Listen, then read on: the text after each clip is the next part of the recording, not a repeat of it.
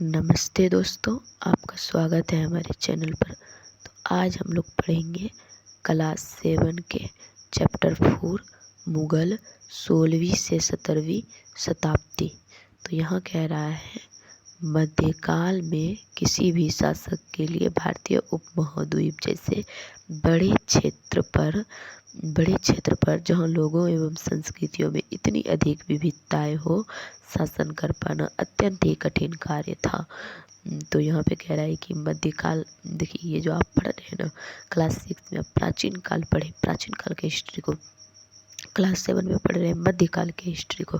Class 8 में जब जाइएगा तो उस टाइम पढ़िएगा आधुनिक काल के हिस्ट्री को। तो अभी जो है मध्यकाल में कह रहा है किसी शासक के लिए भारतीय उपमहाद्वीप जैसे बड़े क्षेत्र पर, जहाँ पर कि लोग भी अलग अलग तरह के, उनका वेशभूषा, रंग रूप, वस्त्र, खान पान सब कुछ अलग अलग, और संस्कृति भी इतनी अधिक विविधता है। संस्कृति में भी तो शासन कर पाना अत्यंत ही कठिन कार्य था, आम कार्य नहीं था।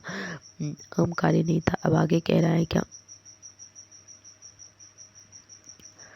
अत्यंत ही कठिन कार्य था। अपने पूर्ववर्तियों के विपरीत मुगलों ने एक साम्राज्य की स्थापना की और वह कार्य पूरा किया जो अब तक केवल छोटी अवधियों के लिए ही संभव जान पड़ता था।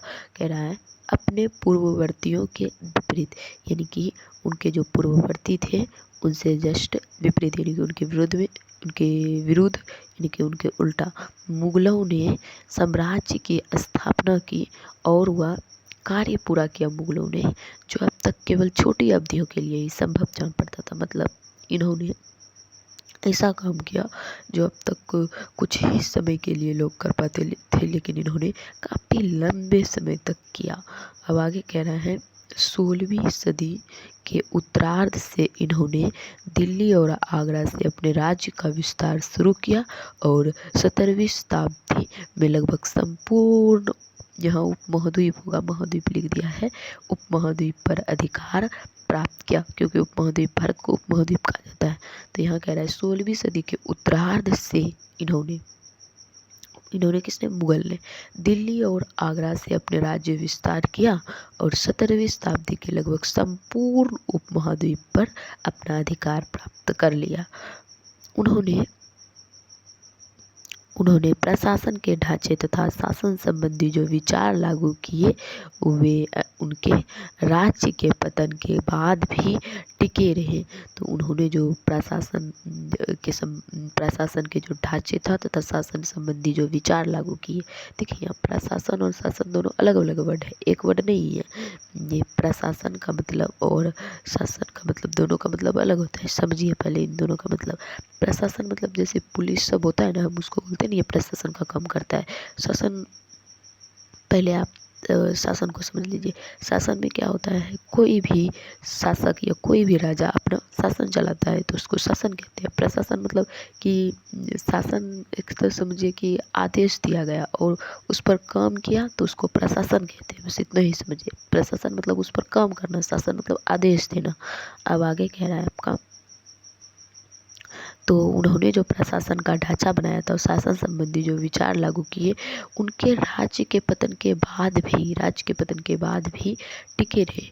उनके राज्य का पतन हो गया, उसके बाद भी उनका जो प्रशासन का ढांचा था और जो शासन करने का तरीका था वो टिका रहा, वो ख़त्म नहीं हुआ।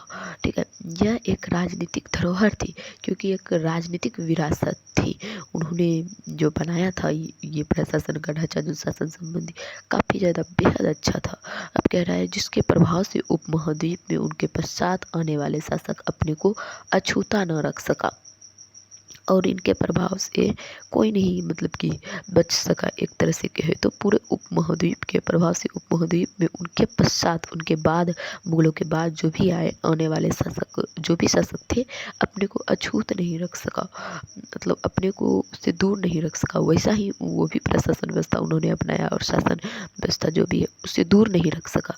कह रहा है आज भारत के प्रधानमंत्री स्वतंत्रता दिवस पर मुगल शासकों के निवास स्थान, जहाँ मुगलों का निवास स्थान था, जहाँ मुगल रहते थे, मुगलों के निवास स्थान दिल्ली के लाल किले की प्राचीर, प्राचीर मतलब दीवार, दिल्ली के लाल किले की प्राचीर से राष्ट्र को संबोधित करते हैं।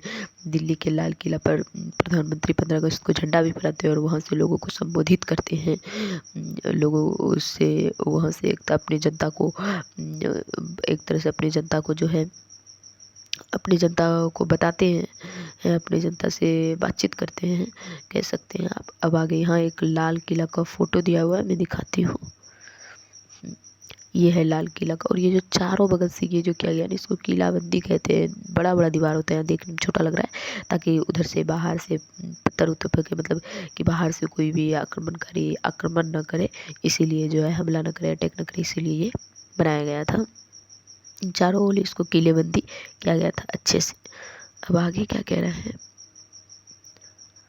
आगे है आपका मुगल कौन थे।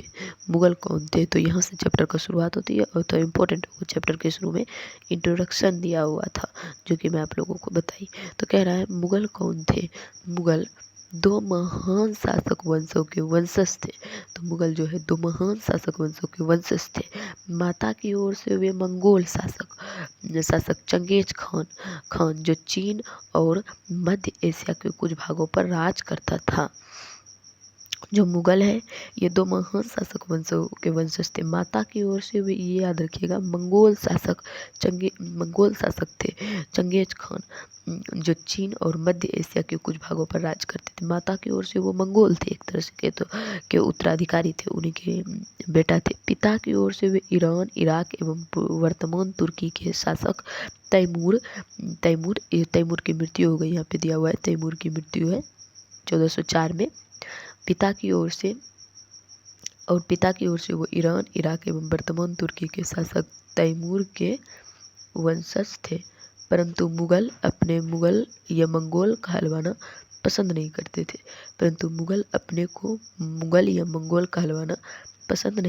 थे। अपने आप को वे मतलब सत्तात्मक, एक तरह से कहे तो पिता की तरफ से जो था वे तैमूर कहलाना पसंद करते थे। तुर्की के शासक मंगोल कहलाना नहीं पसंद करते थे। अब आगे कह रहा है ऐसा, तो ये याद रखना है कि जो मुगल शासक थे वो मुगल के दो महान शासक जो है वो माता की ओर से मंगोल और पिता की ओर से वो तैमूर कहलाना पसंद करते थे। पिता की ओर से तैमूर कहलाना पसंद करते, परंतु मुगल अपने मुगल को या मंगोल कहलवाना पसंद नहीं करते थे। परंतु मुगल अपने को मुगल या मंगोल कहलवाना पसंद नहीं करते थे। ऐसा इसलिए था क्योंकि चंगेज खान से जुड़ी स्मृतियां सैकड़ों व्यक्तियों के नरसंहार से संबंधित थी। ऐसा इसलिए उनको लगता था कि उनके मन में एक छवि बना हुआ था, उनको लगता था कि जो चंगेज खान है उससे जुड़ी स्मृतियां, मतलब उनके मन में एक स्मृति बना हुआ था कि सैकड़ों व्यक्तियों के नरसंहार, इन्होंने सैकड़ों व्यक्तियों का नरसंहार करते हैं ये किए हैं। ये मतलब नरसंहार से उन पर मतलब नरसंहार का आरोप से, मतलब एक तरह से कहे तो सैकड़ों व्यक्तियों के नरसंहार किया उससे संबंधित थी। इन्हीं स्मृतियों मुगलों की प्रतियोगिता उज़्बेकों से संबंधित थी। तो यही स्मृतियाँ जो है मुगलों के प्रतियोगियों उज़्बेकों से भी संबंधित थी। जो मुगलों के प्रतियोगी थे वो उज़्बेकों से भी संबंधित थे। इसीलिए ये जो है ना अपने आप को पूरे मतलब कि दूसरी तरफ मुगल तैमूर के वंशज होने पर गर्व अनुभव करते थे। तैमूर के वंशज होने पर वो अपने आप को गर्व महसूस करते थे काफ़ी ज़्यादा कि हाँ हम तैमूर के वंशज हैं। उनको एक गर्व महसूस होता था क्योंकि उनको जो विरासत, मतलब कि उनके जो पूर्वज है ना, उन्होंने ही, उनके परिवार ने ही उनको एक तरह से बताया था। उनके पिता ने फिर उसको बताया होगा क्योंकि उनको याद था मुगलों को कि जो है ये जो थी भारत है, जो मतलब कि तुर्कों ने उस पर आक्रमण किया था, इसीलिए जो है ये मेरी विरासत है। और मतलब तुर्क कहलवाना वो ज़्यादा पसंद करता था, एक तरह से कहिए तो। अब आगे कह रहा है ज़्यादा इसलिए क्योंकि ज़्यादा इसलिए क्योंकि उनके इस महान पूर्वज ने 1398 में दिल्ली पर कब्जा कर लिया। ये ज़्यादा इसलिए क्योंकि उनके इस महान पूर्वज ने, जो हम बताए अभी पहले के जो उनके पूर्वज थे, उन्होंने जो है दिल्ली पर 1398 में कब्जा कर लिया था। इसीलिए वो जो है अपने आप को, और वहाँ तुर्की के शासक रहते थे, तो तुर्की के शासक शासन करते थे, वे अपने आप को तैमूर कहलाना ज़्यादा पसंद करते हैं। तुर्की के शासन उन्होंने अपनी वंशावली का प्रदर्शन चित्र बनवाकर किया। उन्होंने जो है अपने वंशावली का जो प्रदर्शन है वो चित्र बनवाकर किया है कि कैसे उनके सामने उनके बेटे बैठे हैं। ऐसा वाला चित्र काफ़ी ज़्यादा मतलब बेहद अच्छा है चित्र। प्रत्येक मुग़ल शासक ने तैमूर के साथ अपना चित्र बनाया है, और जितने भी मुग़ल शासक थे सब ने जो है तैमूर के साथ अपना चित्र बनाया है। चित्र पुराने वाला बुक में दिया गया था, इस बुक में नहीं दिया गया है। हमको बेहद पसंद आया था, लेकिन वो चित्र पता नहीं क्यों इस बुक से हटा दिया है, न्यू वाले बुक से। न्यू वाली बुक में नहीं दिया हुआ है। तो अब आगे है आपका मुग़ल सैन्य अभियान। तो ये वाला टॉपिक हम कल पढ़ेंगे। आज इतना ही। अगर आपको इस वीडियो से लाभ हो रहा है तो इस चैनल को सब्सक्राइब कीजिए, ताकि मेरा वीडियो ढूंढना ना पड़े आपको कहीं भी।